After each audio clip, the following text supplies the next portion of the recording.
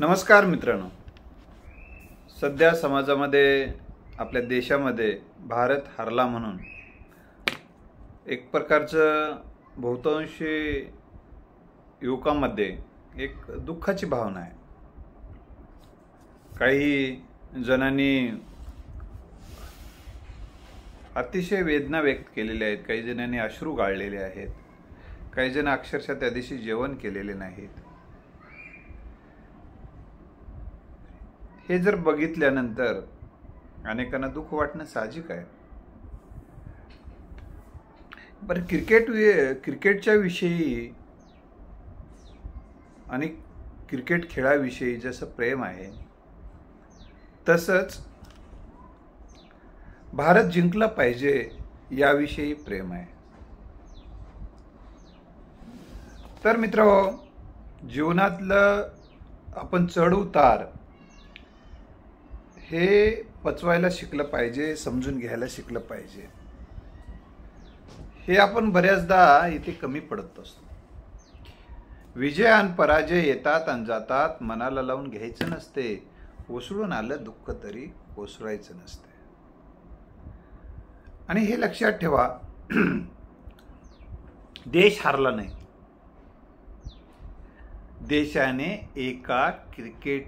देश एका क्रिकेटच्या सामन्यामध्ये फक्त हारलेला आहे. त्यामुळे असा आपला अख्खा देश हारला आहे आणि दुसऱ्या देशाचं राज्य आले आपल्यावर, अशी काही भावना, असं काही घडलं नाही आणि अशी भावना बाळगण्याचं कारण नाही. आपल्याला या दुःखातून बाहेर येणं गरजेचं आहे. बरेच जणांचे फोन मला आले की सर, तुम्ही समुपदेशन करता, व्यक्तिमत्व विकासावर बोलता, अनेक स्पीच देता, अनेक ग्रंथ लिहिलेले आहेत. तर अनेक युवक युवती आणि मोठे माणसं देखील थोडं क्रिकेटमध्ये हारल्यामुळे त्यांना धक्का बसलेला आहे. त्यातून त्यांना काही गायडन्स करा असे मेसेज आणि फोन देखील मला आलेले आहेत. काही जणांनी भेटल्यानंतर सुद्धा सांगितलेलं आहे. आणि एक लक्षात ठेवा, फक्त एक क्रिकेटचा खेळ म्हणजे देश नव्हे, आणि एका क्रिकेटमध्ये हारणं म्हणजे देश हारला असं होत नाही. हे आधी अनेकदा बघितलं पाहिजे. परत देशामध्ये अनेक खेळ खेळले जातात. मग एका बहुतांशी प्रमाणामध्ये आपण क्रिकेट सोबतच इतके का जोडलेलो आहोत? अनेक इतर खेळाच्या मॅचेस होतात, पण आपल्याला त्या कधी फारसं कोणी बघत नाही. फार लिमिटेड लोक त्या गोष्टी बघतात. त्यामुळं मी आपल्याला एकच या निमित्तानं सांगणार आहे की आपली जी एक मानसिकता झालेली आहे, क्रिकेटमध्ये आपण जिंकलं पाहिजे आणि जिंकलंच पाहिजे. आणि मी अनेक तरुणांशी या संदर्भात चर्चा केल्यानंतर आपला देश जिंकल्यानंतर काय होते असं मी त्यांना प्रश्न विचारला. ते म्हणलं की आपल्याला बरं वाटते, आपल्या देशाचा प्रभाव जगात निर्माण होतो, भारतातले माणसं अतिशय प्रभावी आहेत असा एक मेसेज जायला मदत होते, आणि क्रिकेट आपण जिंकलो म्हणजे आपण जिंकणाऱ्याच्या यादीत आहोत, पराभूताच्या यादीत नाहीत असा एक मेसेज जायला मदत होते. अशी तरुणींची भावना आहे. अशी साहजिक आहे, कारण एका माणसाचं हे जे मन असं जे घडते ना, आता त्या युवकांनी जसं सांगितलं तसं त्यांचं मन घडलेलं आहे. हे असं मन का घडते? त्यांचं तसं मन घडलं तसं सगळ्यांचं मन घडलंय असं काही नाही. काही जण याकडे फक्त खिलाडूवरतीनं पाहतात. ते खिलाडूवरतीनं पाहणं म्हणजे काय मी पुन्हा सांगणार आहे. तर एखादं मन असं का घडते? एखाद्या विषयाबद्दल जसं मन का घडते? मन घडण्याला काय कारण असते? एखाद्या बाबीचा माणूस जसा विचार करतो, त्या बाबीविषयी जशा भावना बाळगून बघतो, जशा कल्पना करतो, त्याविषयीचं जे चित्र पाहतो, त्याविषयी जे ऐकतो, त्याविषयीचं जे वाचतो, हे सगळं पाहून, ऐकून, चर्चा करून आपलं एक मन बनत असते. विचार करून, विचार व्यक्त करून आपलं एक मन बनते. आणि जसं मन बनलेलं आहे ना, त्या मनाच्या अनुकूलच घटना घडली की आपल्याला आनंद वाटतो, आणि आपल्या मनाच्या विरोधात घटना घडली की आपल्याला दुःख वाटायला लागतं. लक्षात आहे ना? तर आपण आपल्या आपण एक असं मन बनवलेलं आहे की भारत जिंकलाच पाहिजे, आणि भारत जर जिंकला नाही तर आपल्याला वेदना होतात. आणि मग आपण त्रागा करतो त्या क्रिकेटरवर वेगवेगळे आरोप करतो, मॅच फिक्सिंग झाली, अमुक झालं असंही बोलतो. हे चुकीचं आहे. आता मला अनेक सामने जिंकले ना त्याने, सेमीफायनल फायनलपर्यंत आले ना, आणि फायनलमध्ये एक कोणीतरी जिंकणार होतं, कोणीतरी हारणार होतंच, दोघेही जिंकणार नव्हते. तर आपण हे एक लक्षात ठेवलं पाहिजे. इथपर्यंत तेवढं चांगलं खेळले, आपल्याला एवढा दिवाळीचा आनंद दिला, त्या खेळाडूविषयी एका दिवसामध्ये आपलं मत नकारात्मक बनवायचं. एक सामना हरला म्हणजे त्यांच्यामध्ये क्षमता नाही, त्यांच्यामध्ये कौशल्य नाही असा त्याचा अर्थ आहे, ते बेखूब आहेत असा त्याचा अर्थ काढायचा आपण, हे मुळात चुकीचं आहे. हे लक्षात ठेवा. तर खेळाकडे आपण खेळ म्हणून बघितलं पाहिजे. त्यांनी आपलं कर्तव्य पार पाडलं, त्यांनी खेळ खेळला, आपल्याला एक आवड म्हणून आपण खेळ पाहिला. आणि मग ही आवड काय असते? भावनिक बाब आहे, आणि या भावनिक बाबीमध्ये आपण गुंततो, आणि आपल्याला जसं व्हायला हवं होतं तसं झालं नाही की आपल्याला दुःख वाटणं साहजिक आहे. तर भारताविषयीचं प्रेम म्हणजे काय? भारतातल्या सर्व माणसाविषयीचं प्रेम. एका क्रिकेटवरचं प्रेम म्हणजे भारतावरचं प्रेम नाही. भारत माझा देश आहे, सारे भारतीय माझे बांधव आहेत, माझ्या देशावर माझे प्रेम आहे. लक्षात ठेवा. प्रतिज्ञा आपण म्हणत आलो, माझ्या देशातल्या समृद्ध आणि विविधतेने नटलेल्या परंपराचा मला अभिमान आहे. त्या परंपराचा पाईक होण्याची पात्रता माझी अंगी यावी म्हणून मी सदैव प्रयत्न करेन. मी माझ्या पालकांचा, गुरुजनांचा आणि वडीलधाऱ्या माणसाचा मान ठेवीन आणि प्रत्येकाशी सौजन्याने वागेन. माझा देश आणि माझे देश बांधव यांच्याशी निष्ठा राखण्याची मी प्रतिज्ञा करत आहे. त्यांचे कल्याण आणि त्यांची समृद्धी ह्यातच माझे सौख्य सामावलेले आहे, अशा स्वरूपाची आपण एक प्रतिज्ञा म्हणतो. म्हणजे एका क्रिकेटवर प्रेम म्हणजे प्रेम नाहीये, तर ह्या भारतातल्या सर्व माणसावरचं प्रेम म्हणजे आपलं देशावरचं प्रेम आहे. देशातल्या भौतिक समृद्धीवर, देशातल्या विधायक बाबीवर प्रेम म्हणजे आपलं देशावरचं प्रेम आहे. एका क्रिकेटवर आपण प्रेम करतो, त्यातल्या त्यात भारत पाकिस्तानची मॅच असेल किंवा इतर फायनलची मॅच असेल किंवा असे क्रिकेटच्या ज्या सामने असतात त्यावेळेस आपल्याला फक्त भारत जिंकावं म्हणजे असं वाटणे आणि दुसरा देश हरावा एवढं वाटणे म्हणजे आपलं देशावरचं प्रेम आहे हे सिद्ध होत नाही. तेवढ्याच एका कारणानं होत नाही, तितक्या पुरतं ती क्षणिक भावना झालेली आहे आपली. तर माझे देशावर प्रेम आहे असाचा अर्थ माझे हे सर्व माझे बांधव आहेत अशी भावना आपल्यामध्ये निर्माण झाली का? सगळ्याकडे आपण भारतीय बांधव म्हणून बघतो का? हे सुद्धा या निमित्तानं आपण जर बघितलं तर सगळे बांधव आहेत. आणि याचा अर्थ अजून एक दुसरा अर्थ, आपण आपल्या देशावर प्रेम करतो याचा अर्थ दुसऱ्या देशाचा द्वेष करावा असा अर्थ होत नाही. असा अर्थ होत नाही हे गोष्ट आपण लक्षात ठेवावी. आपण जेव्हा सगळ्याच ईश्व कुटुंबकम म्हणतो एकीकडे, ईश्वची माझे घर म्हणतो एकीकडे, लक्षात आलं? ईश्वची माझी घर आपण म्हणायचं. ईश्व कुटुंबक संकल्पना आमच्या भारताचं वैभव आहे, आपल्या संस्कृतीचा तो ठेवा आहे असं आपण म्हणतो. मग आपण हे सुद्धा दुसऱ्या देशातले खेळाडू सुद्धा आपले बांधव आहेत. हीच भावना, ईश्व बांधत्वाची भावना इथंच आहे. ईश्वची माझे घर ही संकल्पना आपण बघितली तर आपण इतर देशाचा द्वेष करण्याचं काही कारण नाही.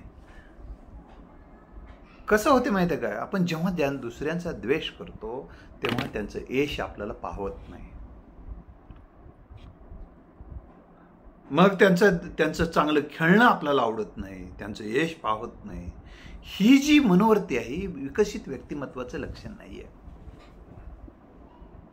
आपल्याला चांगल्याला चांगलं म्हणता आलं पाहिजे, चांगल्याचं आपल्याला कौतुक करता आलं पाहिजे. ही गुणग्राहकता आपल्यामध्ये येणं अपेक्षित आहे. आपल्यामध्ये जेव्हा येत नाही, आपली तेव्हा मनाची तयारी झाली नसते किंवा आपल्या मनाची घडण तितकी उच्च झालेली नसते, तेव्हा आपल्याला दुःख वाटणं साहजिक आहे. मग जेव्हा त्यांचे आपले जेव्हा बॅट्समन 6-4 मारतात तेव्हा आपल्याला आनंद वाटतो, त्यांचे जेव्हा 6-4 मारतात तेव्हा आपल्याला दुःख वाटतं. पण आता खिलाडूवरती काय असते, तर खिलाडूवरती ही आहे, एक तर त्याचं यश आणि अपयश आपल्याला जिंकतं. यश असो अपयश असो ते आनंदाने आपल्याला स्वीकारता आलं पाहिजे. त्याचबरोबर जे काही चांगलं खेळतात, जे आपल्या बाजूच्या असो त्या बाजूच्या, चांगलं खेळण्याचं आपल्याला कौतुक करता येणं, चांगलं त्यांनी जर एखादे क्रिकेटर, त्यांचे काही क्रिकेटर असे आहेत की मी ती मॅच पाहिली संपूर्ण, किती डाय मारून ते असं जीव धोक्यात घालून काही कॅच पकडतात, लक्षात आलं का? मग त्यावेळेस आपल्याला त्याचं कौतुक वाटलं पाहिजे ना. ते जे संयम बाळगतात, जे आपलं प्रेशर येणं जे आहे आपल्यावर, आता हे सुद्धा या दिशेने सुद्धा खेळच खेळणार नव्हे, तर केवळ आपल्याला खेळामध्येच प्रावीण्य मिळून चालणार नाही, तर आपल्या मनावरही प्रावीण्य मिळवणं गरजेचं आहे. आपण छोट्या छोट्या गोष्टीनं आपल्यावर प्रेशर येत असतील, इकडे काही लोक ते विजय मिळवण्यासाठी हनुमान चालीसा म्हणत होते, काही यज्ञ करत होते छोटे छोटे, ते त्या दक्षिणा मिळण्यासाठी ठीक आहे, यज्ञ वगैरे अशा गोष्टी त्या सद्भावना म्हणून ठीक आहे, पण यामुळे एक प्रेशर येतं त्यांच्यावर. तसं काही आपल्याला अपेक्षित नाहीये. खेळाला खेळ म्हणून खेळू दिलं पाहिजे, तर या दिशेने आपण बघावं. आणि खिलाडूवरती जो कोणी चांगला खेळेल त्याचं कौतुक करण्याची वृत्ती आपण आपल्या विद्यार्थ्यांना आम्ही शिकवत नाही आहोत. खेळाकडे कसं बघावं, खेळ कसा पाहावा, खेळाचा विचार कसा करावा, खेळाचं कौतुक कसं करावं, खेळाडूचं कौतुक कसं करावं. जो कोणी चांगला खेळतोय, किती छान पद्धतीने बॅटिंग करतोय, बॉलिंग करतोय, कीपरिंग करतोय, क्षेत्ररक्षण चांगलं करतोय, त्याचं कौतुक आपल्याला वाटलं पाहिजे. मग तो कोणी असेल, आपल्याला वाटत नाही, हा प्रॉब्लेम आहे आपला, म्हणून हे सगळं दुःख आहे. आणि आपण कधी शिकवत नाही, आणि याला हा प्रॉब्लेम त्याच्यामध्ये आहे. लक्षात आलं? आपण एखाद्या देशातल्या एखाद्या व्यक्तीनं रेडिओचा शोध लावला, मार्कोनीनी टीव्हीचा शोध लावले, इकडे वेगवेगळे शोध लावले, त्याचं आपण कौतुक करतो ना. मग त्याचं ते टीव्ही पाहतो, त्यांनी लावलेला शोध लावला, त्यातून आपण टीव्ही पाहतो, ऐकतो, दुसऱ्या देशानेच लावलेला विमानाचा शोध दुसऱ्यांनीच लावलेला आहे, अनेक गोष्टीचा शोध लावले, त्यांच्या वस्तू आपण घेतो, त्यांचा उपभोग घेतो, आणि त्यांनी एखाद्या गोष्टीमध्ये दुसरे परकीय जिंकलं तर आपल्याला सहन होत नाही. तर ही मानसिकता आपल्याला जर आता बदलावी लागेल. खेळाकडे आपला भारतीय माणूस सुद्धा चांगलं खेळत असेल तर त्याचं कौतुक केलं पाहिजे.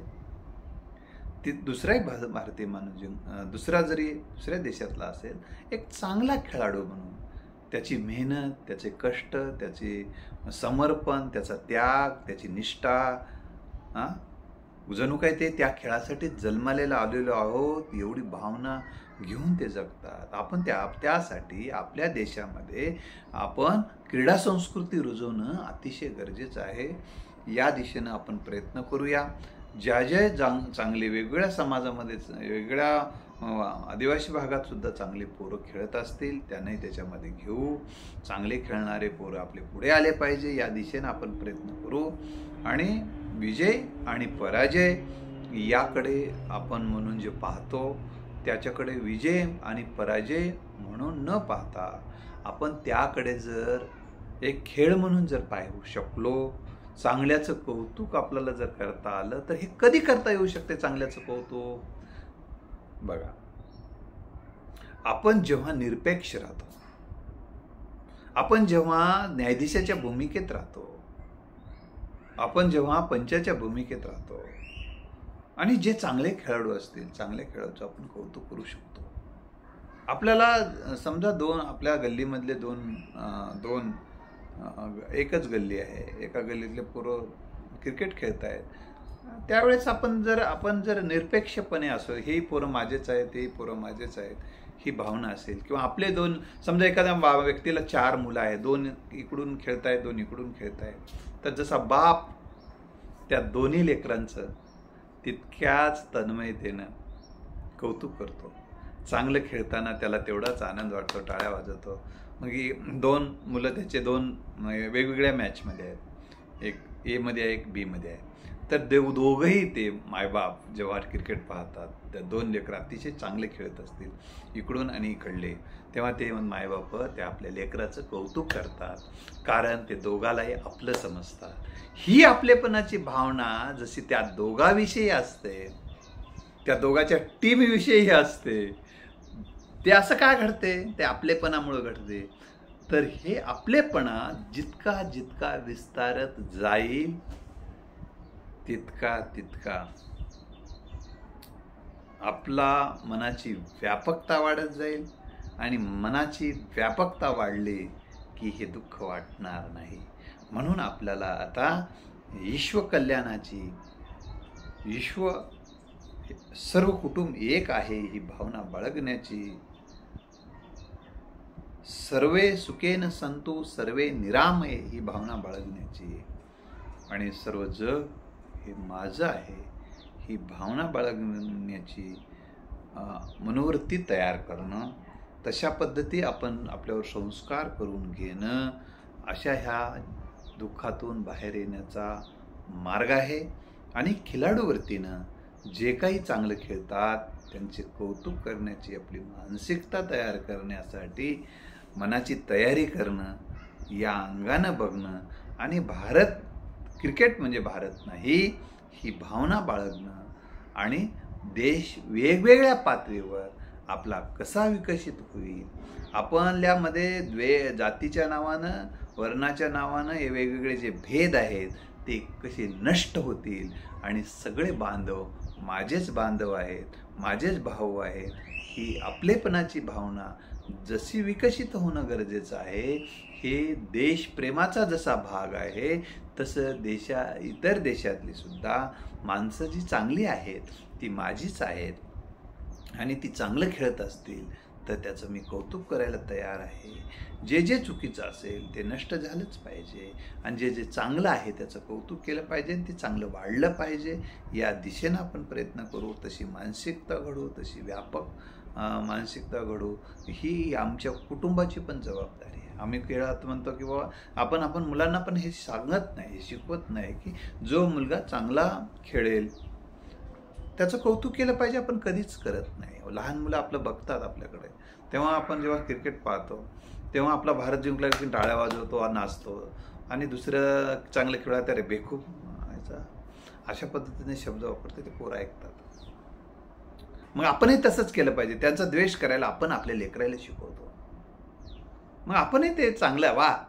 मग ते पोरगा जरी आपल्याला विचारलं की पप्पा ते दुसऱ्या देशाचा बॅट्समन आहे, त्याने 6 मारला आणि तो आपल्या एखादी त्या ग्राउंडच्याच बाहेर गेला, त्यावेळेस तुम्ही टाळ्या वाजवलात, आणि तो काय आपल्या देशाचा नाही. जरी आपल्या मुलाने आपल्याला प्रश्न विचारला तेव्हा आपल्याला असं म्हणायला पाहिजे, त्यानं ज्या जिद्दीनं, ज्या क्षमतेनं, ज्या कौशल्यानं, ज्या समर्पित भावनेनं तो बॉल उचलला, सीमा पार नव्हे तर ग्राउंडच्या पार त्याने बॉल घातला, त्याच्या गुणाचं, त्याच्या कौशल्याचं, त्याच्या शहाणपणाचं, त्याच्या क्षमतेचं आपण बेटा कौतुक केलं पाहिजे.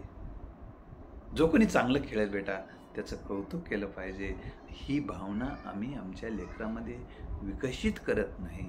सर्व माणसं माझीच बांधव आहे, सर्वत्र माझ्या घरच्या आम्हाला खुणा दिसत आहेत, आणि सगळे भावंड माझे आहेत. हा संस्कार आम्ही रुजवण्यामध्ये कमी पडतो. तसंच इतर देशाविषयीचाच रुजवत नाही, शेजाऱ्याविषयीच रुजू शकत नाही, किंवा आपल्या सगळ्या भारतीय बांधवांविषयी अजून रुजू शकलो नाही, तर दुसऱ्या देशाविषयी ते आपले आहेत. ही भावना रुजवण्याचा प्रवास आहे, ते खूप मोठा आहे प्रवास. तो पल्ला गाठणं, तेव्हाच भारताची वैचारिक उंची, आपल्या देशाची वैचारिक उंची वाढायला मदत होईल, आणि जगामध्ये भारतीय माणूस हा चांगल्या गोष्टीचं कौतुक करतो, ही भावना विकसित होऊन आपल्याविषयी जगामध्ये सन्मान वाढेल.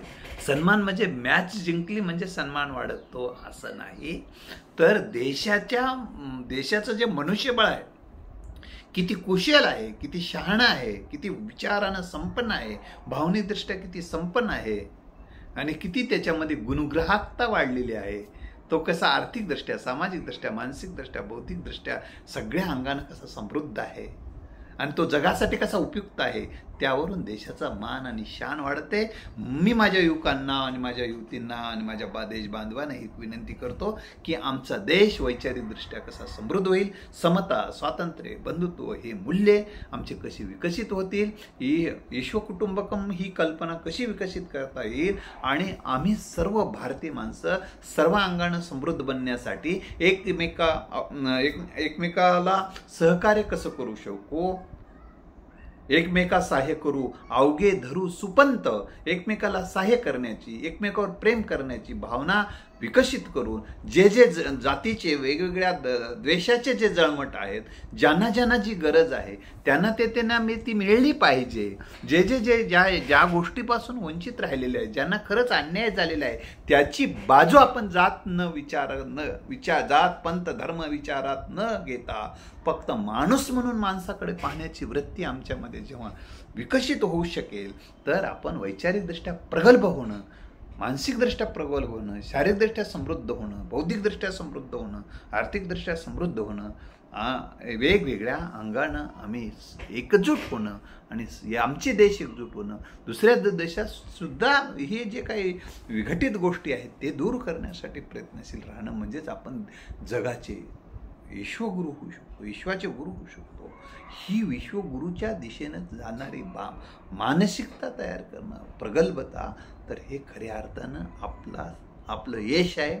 हे खऱ्या अर्थानं आपल्याला असा सामना जिंकायचा आहे, समतेच्या बाबतीत पुढे जाऊन सामना जिंकायचा आहे, बंधुत्वाच्या भावनेतून आपल्याला सामना जिंकायचा आहे आणि सर्व अंगानं आपला बांधव आणि आपण समृद्ध होण्याच्या दिशेनं काय करणं शक्य आहे ते करण्याच्या दृष्टिकोन देश बांधव, त्यासाठी आपल्याला हा सामना जिंकण्यासाठी आपण प्रयत्न करूया. आणि यासाठी तुमच्या या भावनेचा, जसं आपला देश जिंकावं ही भावना आहे क्रिकेटमध्ये, तर आपला देश सर्वच बाबीमध्ये कसा जिंकेल या दिशेनं आपण प्रयत्न करूया आणि आपल्याबरोबरच आपल्या जगातले बांधव देखील कसे जिंकतील, म्हणजे समृद्ध होतील या दिशेनं प्रयत्न करूया. हा मेसेज आपल्या मनामध्ये घेऊन आपण वाटचाल करूया. मी सर्व भारतीय खेळाडूंचं क्रिकेटमधल्या की ज्यांनी अतिशय चांगल्या पद्धतीनं आपला आता मॅचमध्ये आपलं चांगल्या पद्धतीचं कौशल्य दाखवलेलं आहे, शहाणपण दाखवलेलं आहे, आपल्या क्षमताचा आविष्कार केलेला आहे, त्या सर्व भारतीय खेळाडूचं मी अभिनंदनच करतो. आणि ज्या मॅचमध्ये ज्यांनी चांगल्या पद्धतीचं प्रदर्शन केलेलं आहे त्या सगळ्याच खेळाडूंचं अभिनंदन करतो आणि त्यांना त्यांची या खेळ हा अतिशय आनंददायी आहे. खेळामुळे आपल्याला आनंद मिळतो, तेवढंच मनोरंजन होतं आणि आपल्याला काही गोष्टी त्याच्यातून म्हणजे जिद्द आपल्यामध्ये निर्माण व्हायला, चिकाटी निर्माण व्हायला आणि विजयवृत्ती विकसित व्हायला मदत होते. या अंगानं ही खेळाकडे पाहूया, जे चांगलं असेल त्याचं कौतुक करूया. धन्यवाद.